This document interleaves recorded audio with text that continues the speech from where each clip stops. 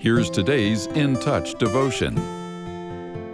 Today's abridged scripture reading is from Genesis chapter 39, where we find Joseph working in the house of Potiphar, the captain of Pharaoh's bodyguard.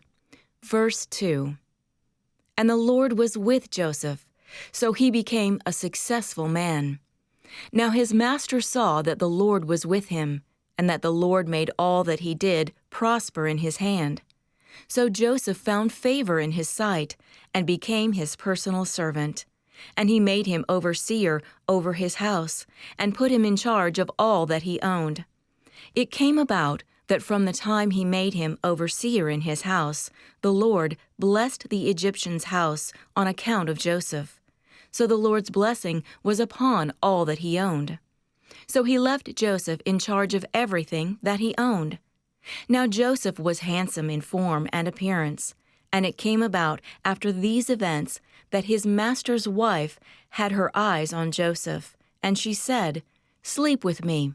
But he refused and said, "With me here, my master has withheld nothing from me except you, because you are his wife. How then could I do this great evil and sin against God?" Though she spoke to Joseph day after day, he did not listen to her to lie beside her or be with her. Now it happened one day that he went into the house to do his work, and none of the people of the household was there inside. So she grabbed him by his garment, saying, "Sleep with me." But he left his garment in her hand and fled, and went outside. When she saw that he had left his garment in her hand and had fled outside, she called to the men of her household and said, "See, he came in to me to sleep with me." And when he heard that I screamed, he left his garment and fled. So she left his garment beside her until his master came home. Then she spoke to him with these words, "The Hebrew slave came in to me to make fun of me. But when I raised my voice and screamed, he left his garment beside me and fled outside." We then read that Potiphar angrily imprisoned Joseph. Verse 21.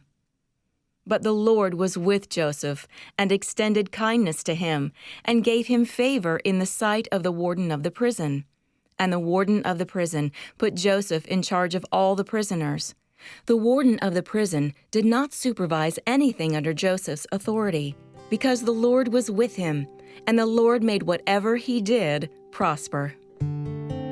Yesterday's devotion on Joseph and God's purpose in our hardships set the stage for today's examination of Joseph's faith and God's faithfulness to him. We'll look at some principles that guided him during challenging moments in his life. Dark times may continue until God's purpose is accomplished.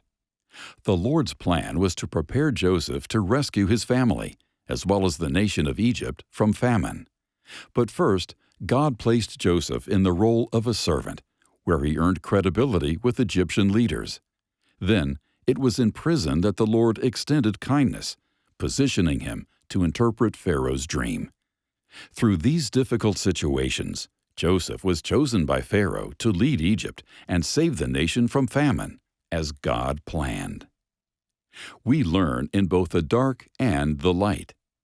Besides discovering God's faithfulness, Joseph learned to handle high and low positions, to say no to temptation, and to discern God's presence. What we learn in the darkness, we're to share in the light. Joseph did not let imprisonment discourage him from helping others. In fact, when interpreting Pharaoh's dreams, he openly shared his faith and God-given knowledge. No one goes looking for hard times, but they seem to find some of us regularly.